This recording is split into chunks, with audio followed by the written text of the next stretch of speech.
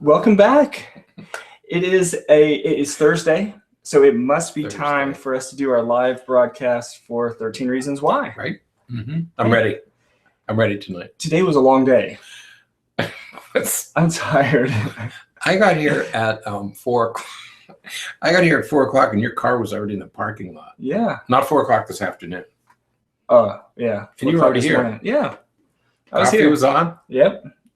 Nice and hot. Yeah, it's been ready to go. Been a long day. It's been a long day, but a good day. So, but we're excited to talk about these episodes today. I really am. I like these two sides. Yeah, yeah. So today is tape 5, right. which are episodes 9 and 10, and we get to talk about Justin again, and I'm excited about our conversation about Justin today. Right. And we get to talk about Sherry. And Sherry. Right. Justin and Sherry. Right. But Sherry's been sort of a minor character until she now. has. And then she becomes this focal point. She has. In side B. And it's exciting because in the background, she's always been there in the background. And so she comes to the front today, and then that episode ends with the cliffhanger so far. Yeah.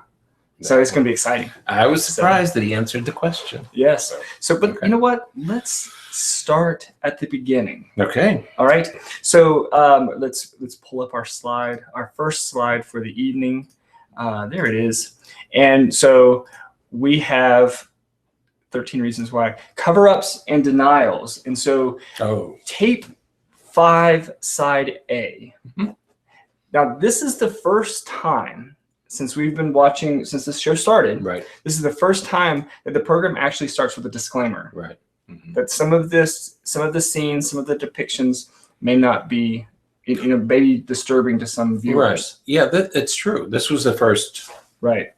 And I think that's an indication about where the program's going. It's getting a little deeper, thicker. Right. Okay. Yeah, it's getting more and more. It's getting more and more.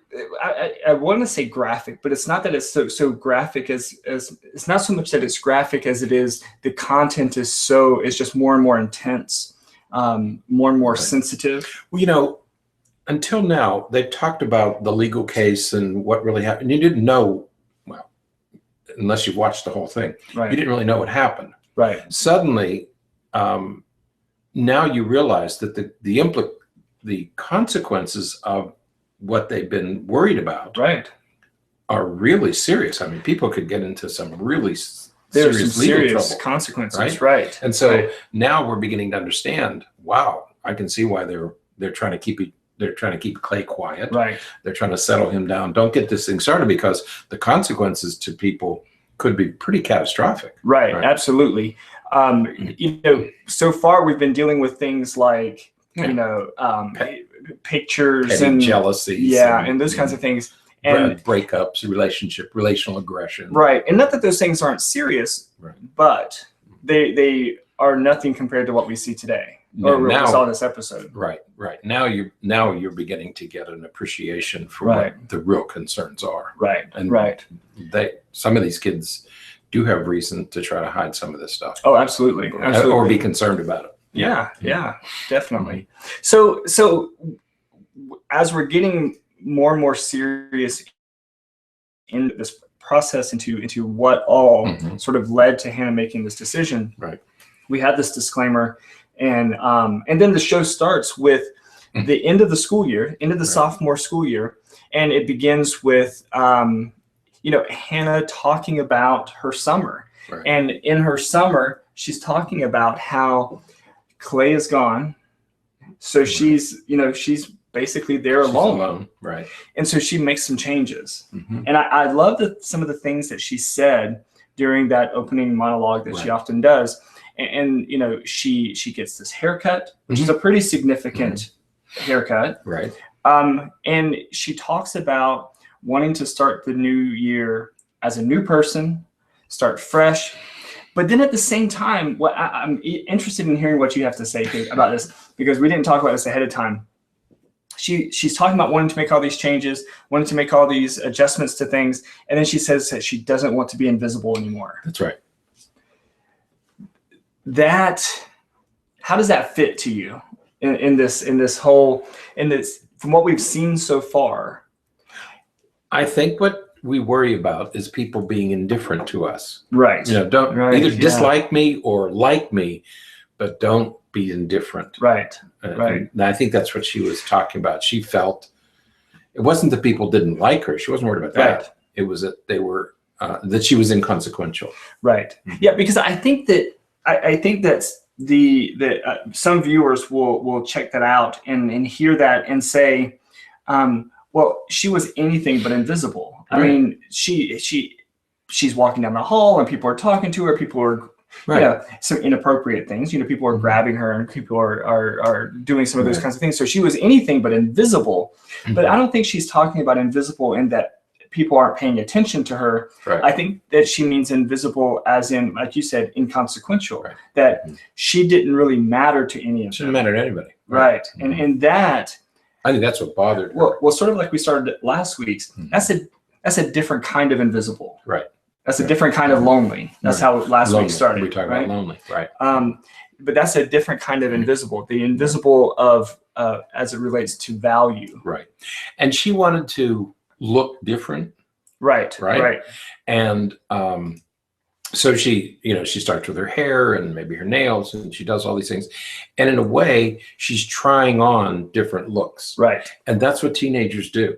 Mm-hmm. Your oldest child tried on a different look one time, but she was, it's like you go into a store and somebody says, "Can I help you?" And say, "No, I'm just looking." Right. Okay. That's what teenagers do. They're just looking. Right. What do I want to look like? Where do I fit? What kind of clothes, hair, makeup, nail polish? What kind of backpack do I want to carry? What kind of clothes do I want to wear? Because that starts to define you. Right. Okay.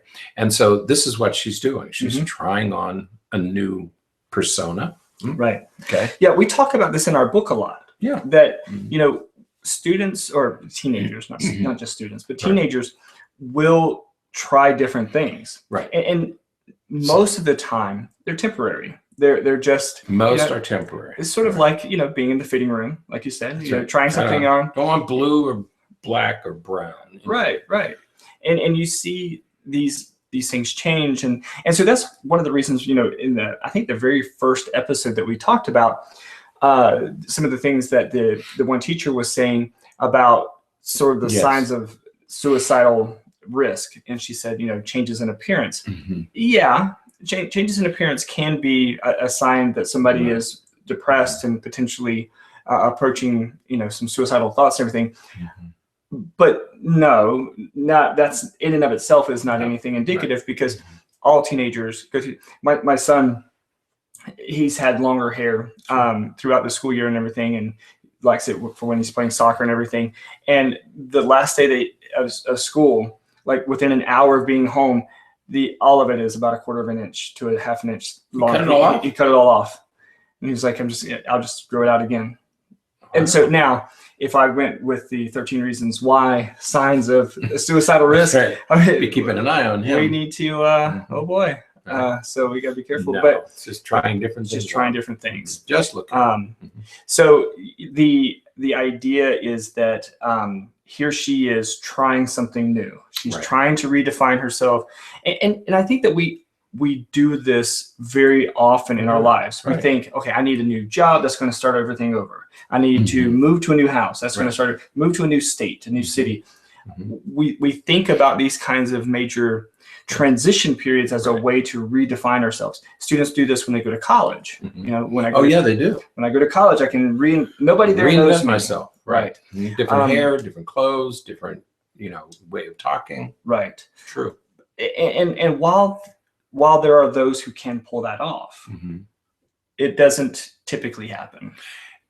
And what parents need to remember is that regardless of how far children go down these paths, they're going to end up, most kids end up pretty much like their parents. Right. The overwhelming majority end up pretty much like their parents did. For the most part. Right. Yeah. Yeah. So, but that was don't something. Worry. I mean, I say that. So don't worry about these. Well, unless you don't like the way that you are. Right. And then you're like, no, I don't want my kids anything like me.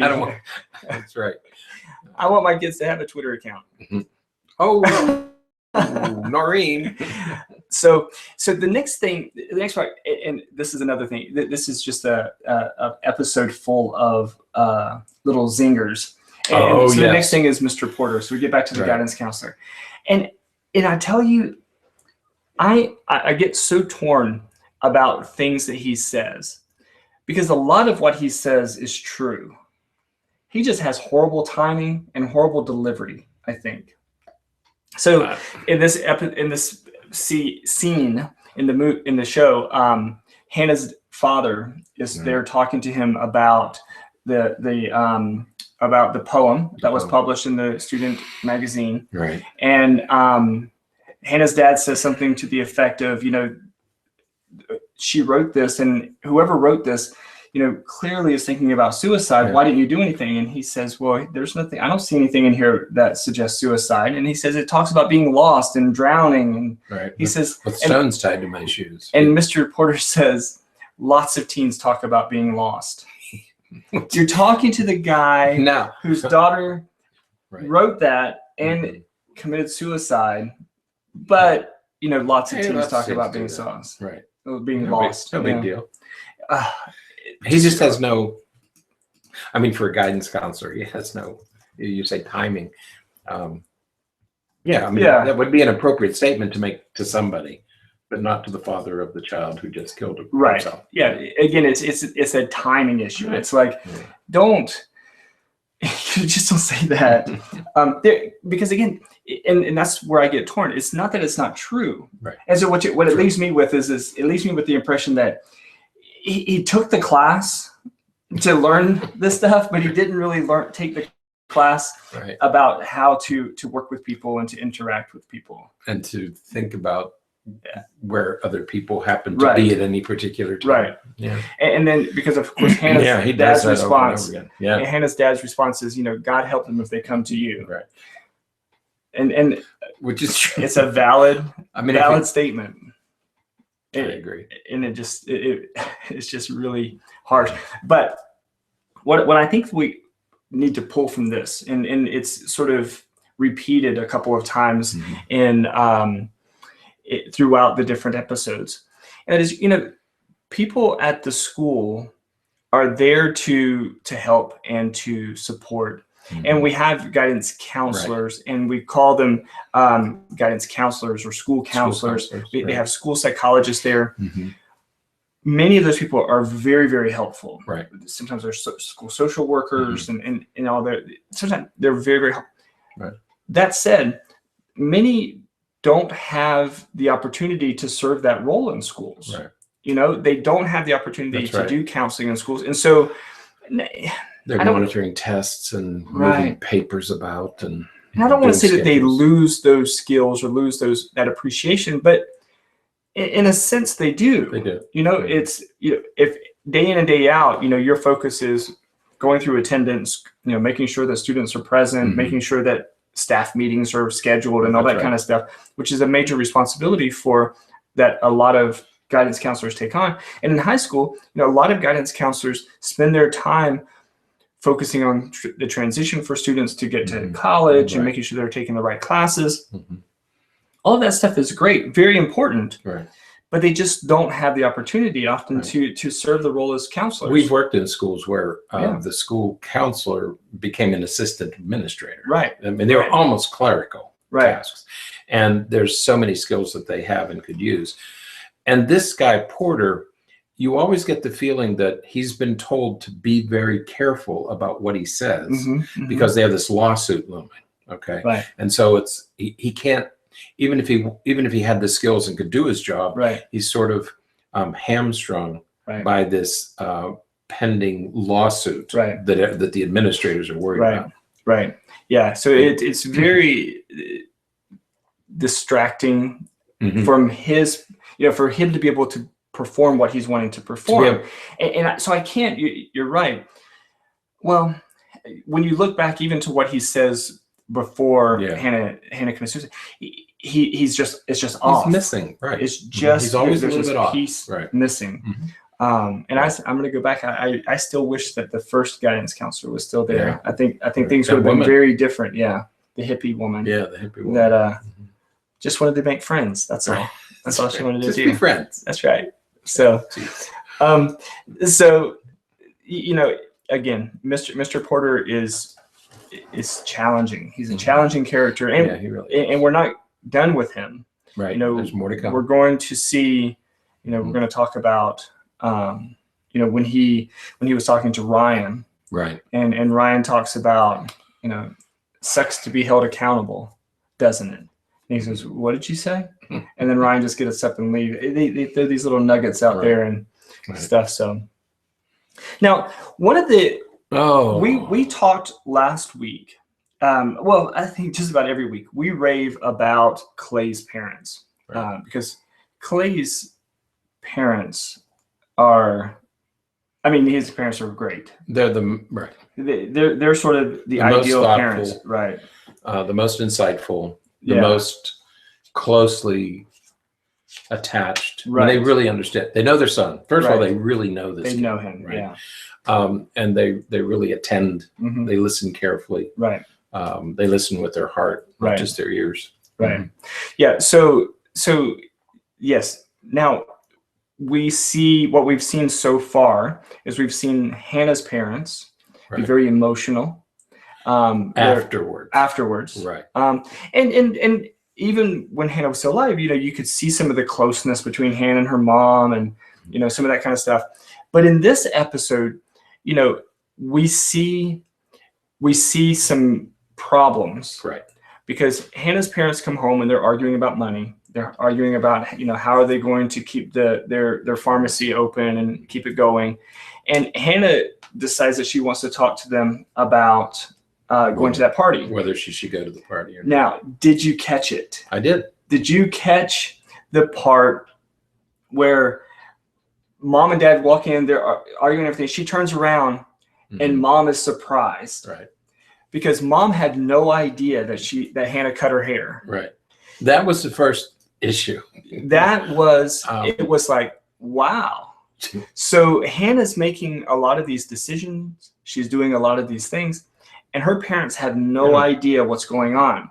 So while we've had sort of this idea that the parents are involved and, you know, connected with Hannah, we're starting to see that they're not as connected as we thought they were. Right. And so I don't know if that means that it's deteriorating, the relationship is deteriorating as Hannah's going through this, or if it just wasn't as strong as it appeared initially. Well, they moved to this town to have this small pharmacy, the small business idea that he didn't want to be he wanted to be close and have a, you know, but the business, because independent pharmacies are competing against large pharmacies.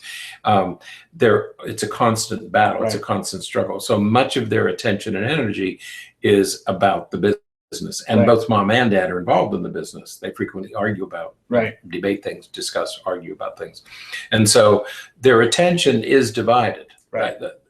They obviously care about their daughter, but it's an only child. Yeah. And she's an older teenager. So now they can devote themselves to the store. But their daughter is struggling, and they're not fully aware of it. And they miss it completely. Right. I mean, even if they missed, I mean, not because it wasn't like that they were. She was shocked. It wasn't like they were out of town. No, or anything. They're there. They were there and did not know about her getting her haircut.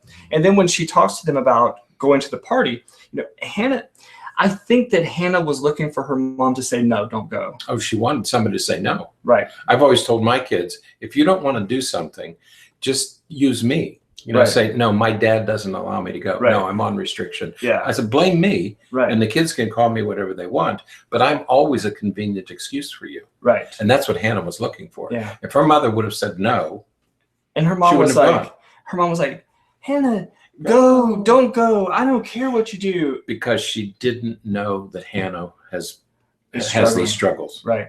And then she turns and starts to talk to dad about the money stuff again. Right. And Hannah's just standing there and just, go to the party. Know, and all the dialogue about, or monologue really, about, you know, what would have happened if she had just never gone to that party. Right. Okay, so we know, you know, in the stream of the story, we know that we're getting to the really critical stuff now. Yeah, if she had never gone, these two events wouldn't have occurred. Yeah. So it's the as we're going through all of these different relationships for him, and again, remember we talked about, we started out this podcast talking about being invisible. Right. I think that we can argue from what we've seen that she feels invisible to her parents as well. No, right. And so who is there for her? We see some issues develop between her and Clay in the next episode. And so who is there for her? Who she is, this really, idea of being invisible really is starting to take hold, not just with the people at school, but with her family as well. So yeah, it's really, really getting bad for her. Now there's, as things go, of course, we know that Marcus and some of the other guys plant marijuana in Clay's backpack. That just made me mad. I was like, I know. It was crummy to do, and the way that it's going to go back to code of conduct to me again. You have a kid. That's what I was going to talk about. Was it? Yeah, absolutely. We have a kid who's never gotten in trouble before. Exemplary record is what they said. But you know what? We're going to suspend you for 3 days. That's right. Because we got test him. Do a drug test. Right. You can buy it at Hannah's parents' pharmacy. The drug test. Right. Help out the family. You know, you will find that there's nothing there. It infuriated that's whatever you want to say about it. It happens all the time. Right. Kids get punished for breaking a rule when they should be receiving consequences that are appropriate. The last kid in the school who would have had marijuana in his backpack is Clay. And everybody knows that. Everybody knows that this is the last kid in the school. Oh, the kids knew it. Yeah. They all knew it. He wouldn't have had it in his back. I mean, that girl said, why should he? This is not the kid. And then not only do you have this mindless discipline where these adults are lording over him, then you make him take a drug class that he doesn't need. Right. He's got to go to the police station to sign up for a drug class for the one kid in the school who's not doing drugs. Yeah, the one kid who of all of the kids here at the school isn't doing anything. Right. And even at the beginning of this episode, there's other students standing outside drinking alcohol before they go into the school building, and here he's obviously opposed. Yeah, to it. And here they are, and blaming him and getting him going for or sending him to this juvie stuff. Right. So it's a stupid, mindless discipline, and there are hundreds of examples of it, of kids who, the little boy in Maryland, I think he was kindergarten or maybe first or second grade, and he chewed a Pop-Tart into the shape of a gun, and he got suspended. Yes. Other kids who have plastic knives in the trunk of their car, it's considered a weapon and they get suspended. And it's just this stupid, mindless discipline. And you mentioned earlier the code of conduct, and that's what the code of conduct is. If you break this rule, you get this punishment, no matter who you are. And many kids just don't deserve that. Right.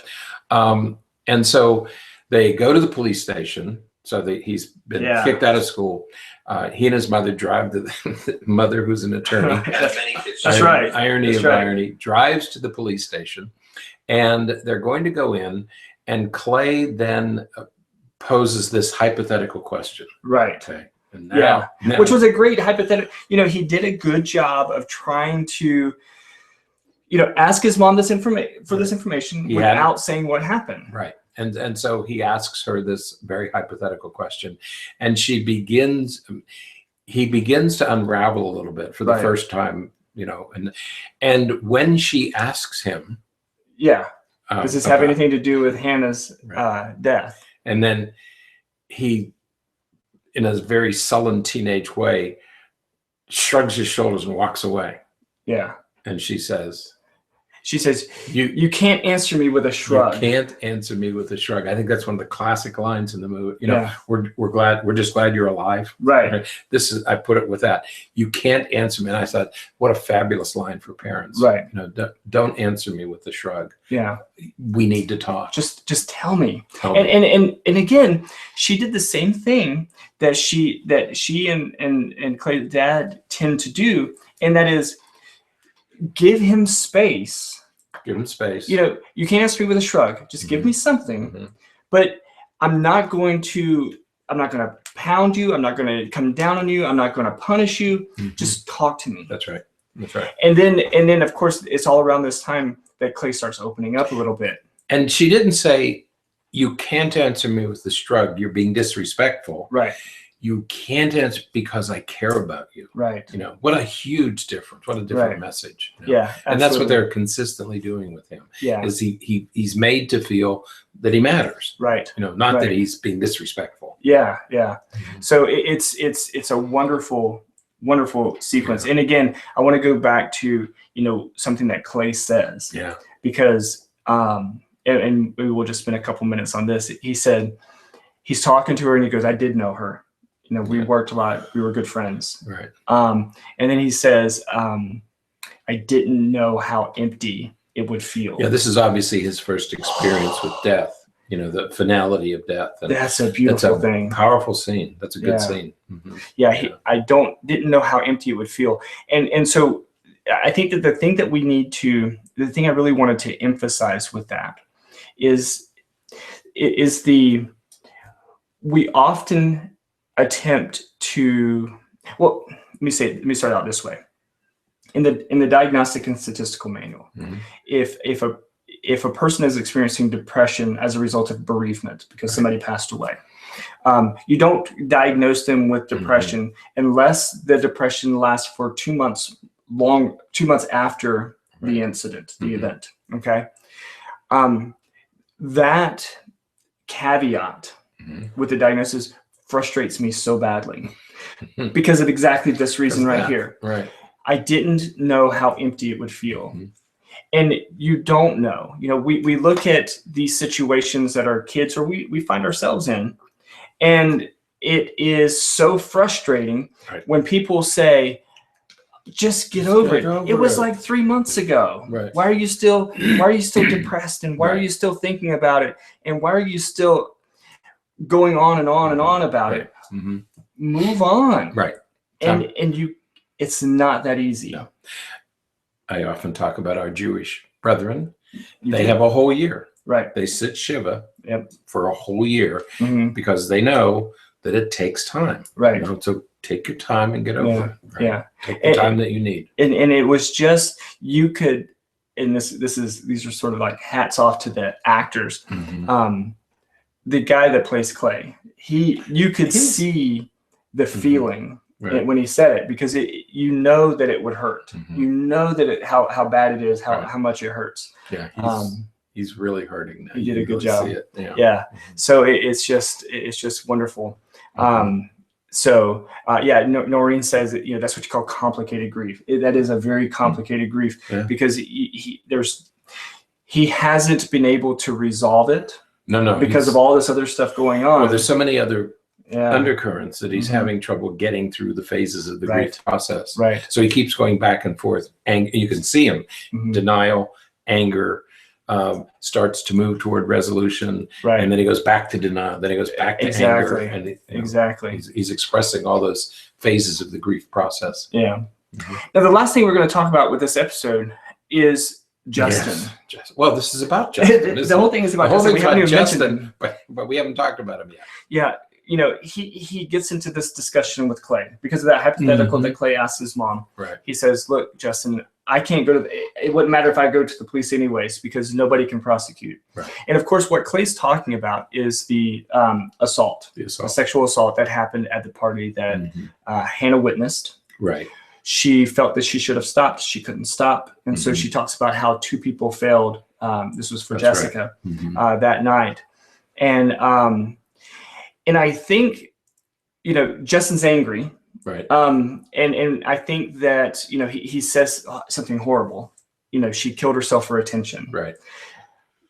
What a horrible thing to say. That was bad. But, you know, the sense that I get, and I think that you got this too, because we were chit-chatting a little bit about this one before we started the podcast. We start to see something different in Justin now. Right. Now we're starting to understand why he is the way that he is and the way that he has been throughout this this series of shows. because of what happened that night. That's right. He allowed that to happen. Because he was on the other side. Hannah was inside. Right. And he was outside. Right. So knowing what was happening. Knowing what was going on. And feeling or acting or being powerless to do anything about it. Choosing not to take any steps. Frozen. He and Hannah were frozen with indecision. Right. Complicated feelings. Yeah. But the results were catastrophic. Right. For many of them. Right. And so now we see that duo of Justin and Jessica, how they have just really spiraled out of control over the first 8 episodes. Right. Now we're really starting to see why. Now you understand why. And the other thing that happens with Justin is, for the first time, you see another side of him. Right. Okay. In this episode, is that he becomes a little more complicated. Right. There are other sides of him. We knew that he was struggling with his home life because he's living in that terrible situation. Now you see another side of him. You see some guilt, and you see remorse, and you see concern that never appeared before, and suddenly you soften a little bit for him. You know, you don't despicable character until this episode. Yeah, absolutely. So it's and this battle that he's had with Clay suddenly begins to change. Right. And I think you had a note up there about I did it for her. Yeah. Right. Yeah. He was saying it for Jessica. Right. You know, that protect her. Right. Right. Oh no, I didn't have it on the slide. That was in my notes. We were talking about it. Yeah. Because he was trying to say, you know, I'm not saying anything because of what it will do to her. That's right. She has to go through it again. Right. Okay. Right. We have to drag everybody through. Hannah, who's, you know, and we have to drag everybody through this again. So even though he was racked with guilt and remorse for not doing something, he was saying, I'm doing this for her, to protect her. And it's so it's even worse for him. So the dynamics are just incredible. Had Hannah survived, she would have been the witness that he needed. Right. Right. Yeah. But the fact that that he needed but didn't want. Right. Yeah. Because it would not. Because he, you know, I think that he has this relationship with Blake that he just doesn't. With Bryce. Wait, who? Justin has a relationship with. Do you know who? I know you haven't watched Ahead yet. Did I just give it away? Who did it? Go ahead. No. All right. It is Bryce. My bad.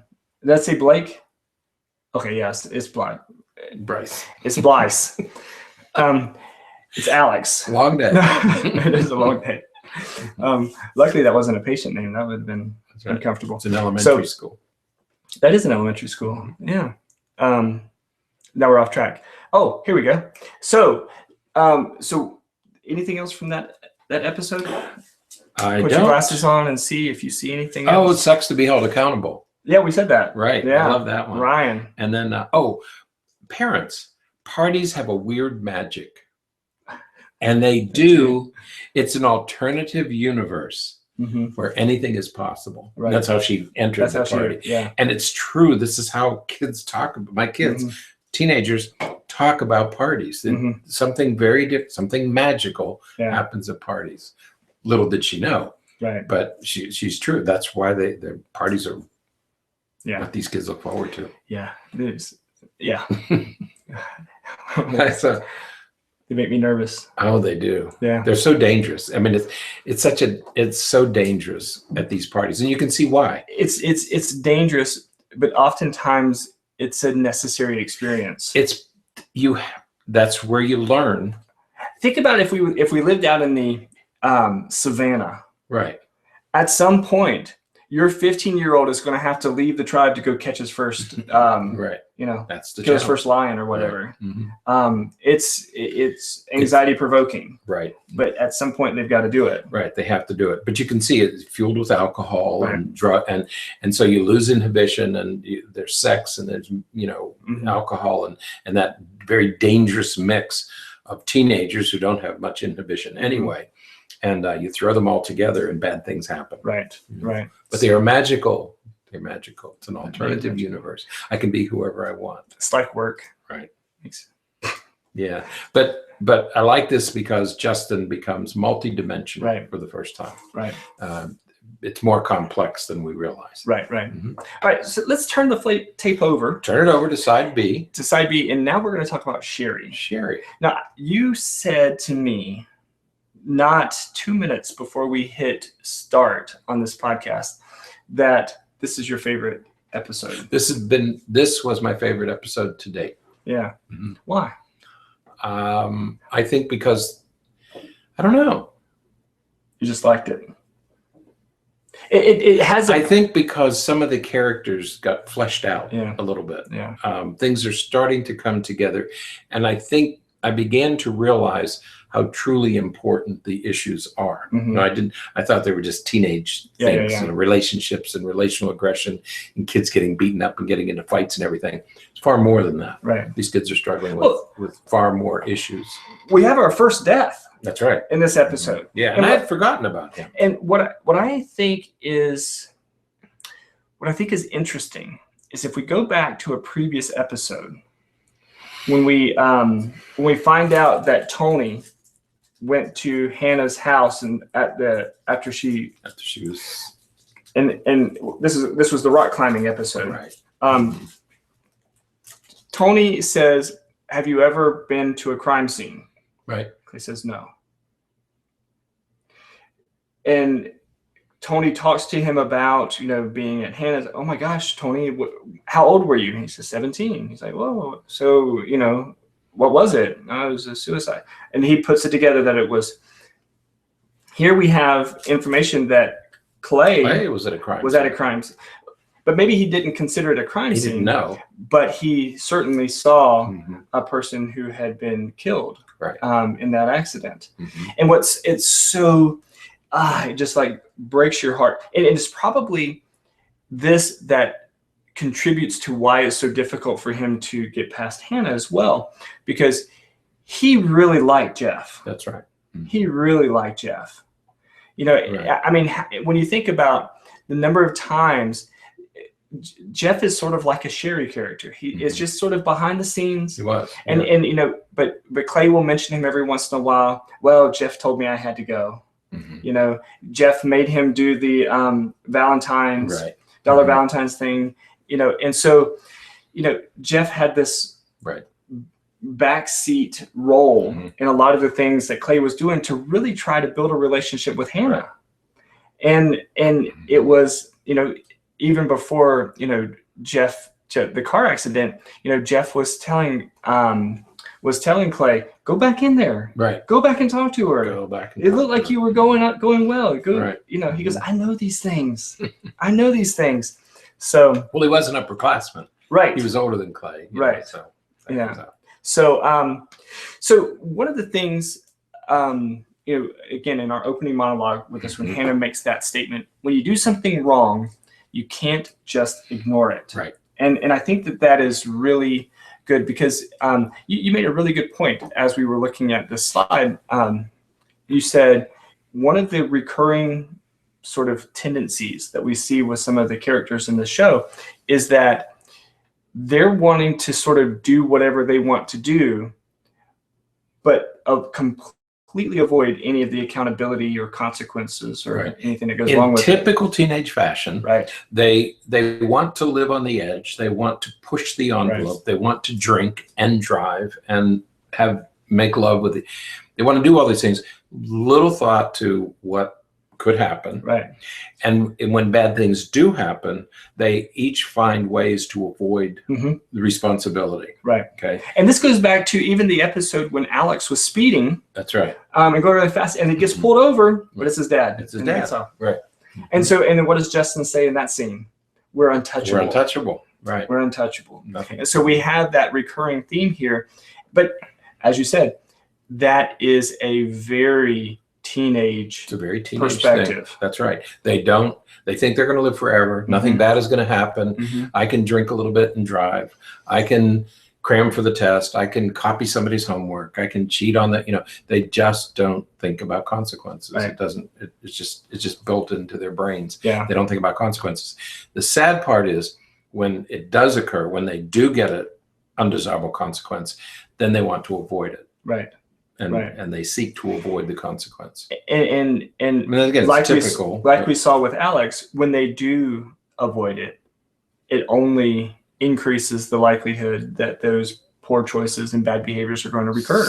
Right, they recur. Yeah, because they're going to, how many times have those students been at a party drinking and then drove home? Everything was fine. Everything's fine. So they say, Jeff, he says 2 beers 2 hours ago, I'm fine. Right. Sherry, I've only had a couple, but look, and then she does a handstand. Yeah. And it's like, if I can do that, I can drive a car. Right. Absolutely. Yeah, because because driving a car is just like doing a handstand. Right, or a handstand, and that's right, because that's how their brains work. Yeah.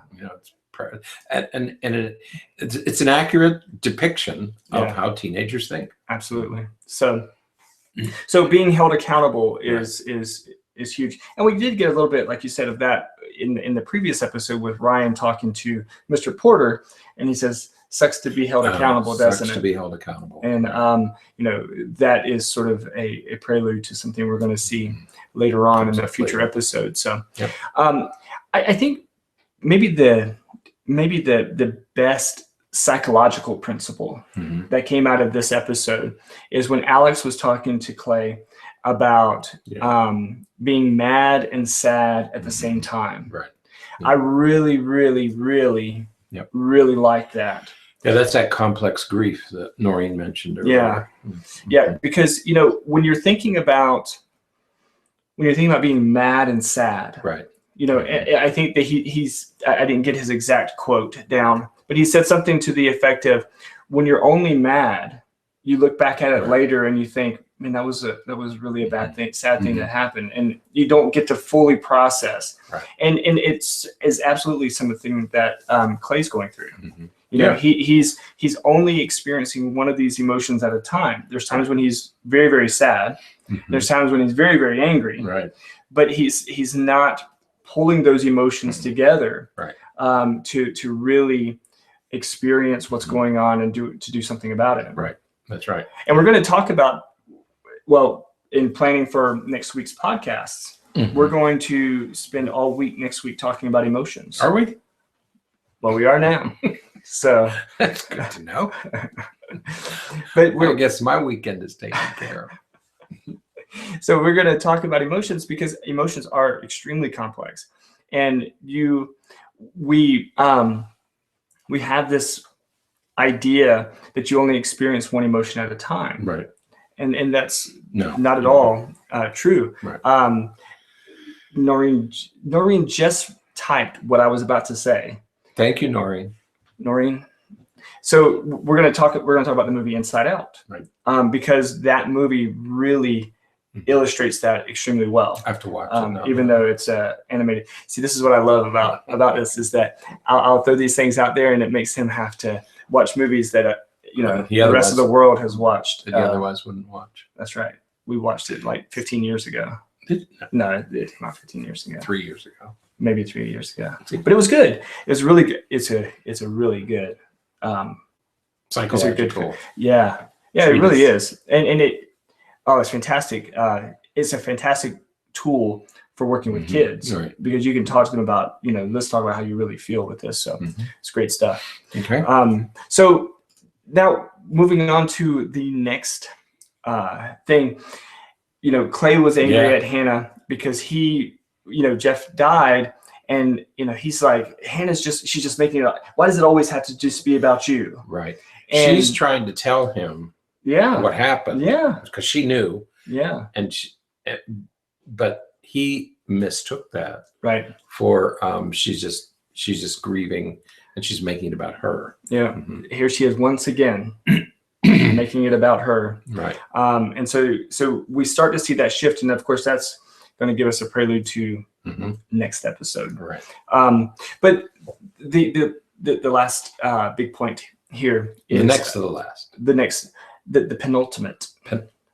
What? Oh, bingo. We weren't. See, I had the slide up so nobody could see the knuckle bump there. But the penultimate point here is Sherry says, it's my secret, not yours. She's talking to she's talking to Clay. Right. And what is really good about that is we have our secrets. Right. And just this kind of echoes back to Ryan. Ryan and Hannah, Hannah writes this poem. Right. She's like, no, it's mine. And he's like, everybody, one day you're going to look back at this and you're going to see that I was right. Sherry's saying, this is my secret. I'm taking care of this. And of all of the people that's on the tape so far, she's really the only one who is doing something to be accountable for her role in anything that had to do with any of this stuff. And so, she's like, this is my secret. You don't tell me how to deal with my secret, my problems, my issues. And I think that that's really important, that parents need to know about their kids as well. Right. You're not going to solve all of your kids' problems. And this sad fact is, your kid's not going to do everything that you say to do just because you say this is going to solve your problem. Because as we've said throughout the series, who's had the best parent-child relationship? Right. Clay and his parents. And even he doesn't tell them everything. Right. Mother has to jerk it out of him. She has to keep pleading and begging and cajoling to get it out of him. And even they have the best. Standing outside of the police station, and he's like, I gotta go. And she's like, no, don't go. And he leaves. Right. That's right. Right. So even their strong relationship. That's right. Yeah, you're right. Yeah, they don't. It's not that kids lie, but teenagers become more private and they don't want to divulge everything. They want to keep some things to themselves. Right. And it's a normal part of the adolescent growth period. Right.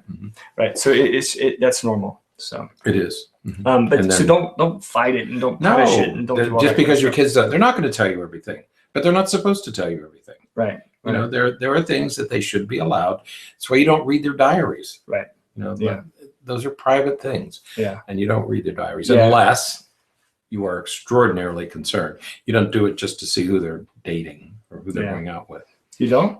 No, you better not. What about your wife's diary? My wife doesn't keep a diary. Doesn't keep a diary? No. Mine doesn't either. I looked, but she doesn't keep my check.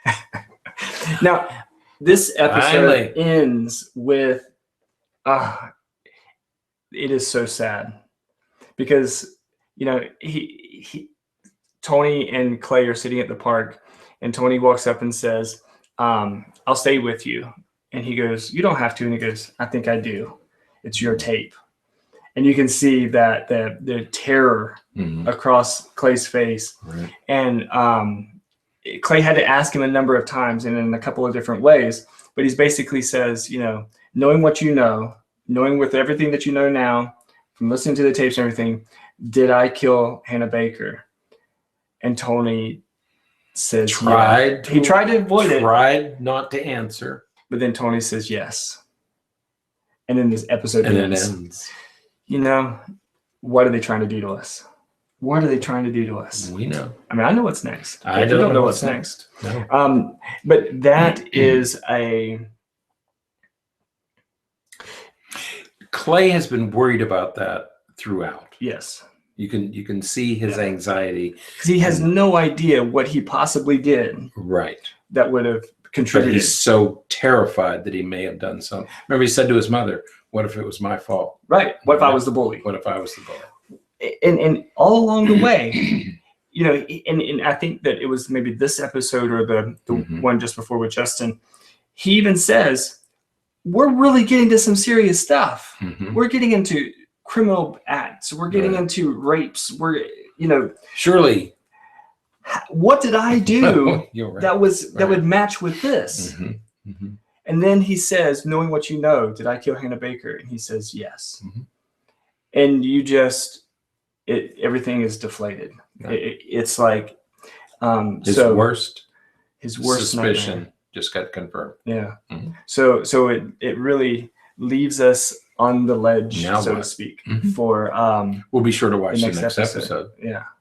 Did you want to go watch it? I did. I had to start working this morning, but I wanted to keep it on. Yeah. Yeah. It was the most compelling. Maybe that's why I like this episode, because this was the episode. That's what it was. This was the episode that really drew me in. Mm-hmm. Before I could say, okay, I've watched those two, I can move on. The Sherry episode was the one that really pulled me. Mm-hmm. Yeah. Yep. That's what I liked about it, because I thought this is really compelling. Mm-hmm. Mm-hmm. Well, we've got 3 episodes left. And so with the last 3 episodes, we have 5, 6, and 7. We have episodes 11, 12, and 13. Right. So tape 6 and tape 7, and so we have 3 more people left. Right. Well, we have Clay, Bryce. Does Bryce have a side? Okay. And Hannah? Nope. No. Oh, the photographer. Nope. He was earlier. Was he earlier? Yeah. I don't remember that one. Yeah. Remember they were outside his window and everything? He doesn't know. It's going to be great. So this next episode, these next 2 episodes, next week is going to be an intense conversation. Most of these podcasts last right about an hour, just under an hour. Next week, mark your calendar. Bring a pizza. That'd be great. Gluten-free though. But it's going to be these are fantastic episodes. All right. Oh man. Might be longer, you mean? It may be a little bit longer. All right. Because there's a lot to talk about in those 2 episodes. I'll be here. So yeah, that's it. So all right, so let's get our little closing slide up just so that we can see where we are, what we're doing. And here we go. All right. So we have episode or tape 6 is next week on the 15th at 6:30. So next Thursday.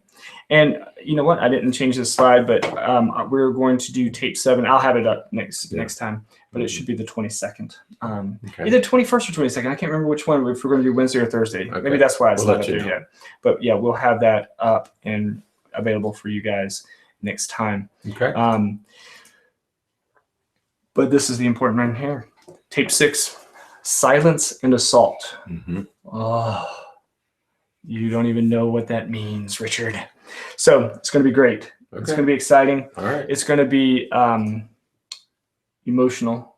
Don't be surprised if you get emotional while you're watching it. Mad and sad at the same time. It's going to happen to you next with the next 2 episodes. He looks worried. Okay. Are you worried? I'm not. No. Well, a little bit anxious. It's an emotional experience. It is. It is. I mean, this is why we said at the beginning that, when you have, 11, 12, maybe even some 13 or 14-year-olds watching this by themselves, this is some pretty intense, not just because of this, not because they show anything, really. That's right. The rape scene that was in this past episode, it wasn't that graphic. Right. I mean, you had cutaways, you had some sound. You knew what was happening, but the room was dark, and it wasn't explicit. It wasn't R-rated. But for a very young teen, 11, 12, 13, they may not fully appreciate everything that was going on. I mean, this whole grief process and the legality of stuff. But you get into that 15, 16, they're experiencing this stuff. Right. They're closer to it. Yeah. Yeah. So it's great stuff. And it gets pretty intense. And the parents, it's great stuff from the perspective of what you can do with it, like what our conversation has been. And, you can if you really think about what's happening, but you have to be, a lot of people are going to need some of that type of direction. That's right. This is what that means. This is, it's a great vehicle. This is why when Justin says she killed herself for attention, this is why he's saying. Right. This is why he's wrong, and it's not what you think he's trying to say. Right. So, all right. Good. All right. Well, that is it. Thank you all. Those of you who were able to join us, thank you. Thanks for tuning in. If you get the chance, reach out to your friends, and I was gonna do that. Friends, Romans, and country. I was gonna fill in for you. I was gonna say that. I'll leave that one alone. Invite your friends, your Romans, and your countrymen. I don't even know why that came to my mind. Because it's been a very long day. It has been. Yeah. But talk to your friends. Have them join us next time. Because next time it's going to be a really good conversation. Right. Yeah. That's true. And so get your friends to join us 6:30 next Thursday night. Right. And on the 18th or 15th, sorry, the 15th, and we will be here to talk about the next 2 episodes. Okay. Tape 6. All right. Episodes 11 and 12. I'll be ready, Coach. It's going to be great. Okay. So until then, stay happy, stay healthy, and forget to be afraid.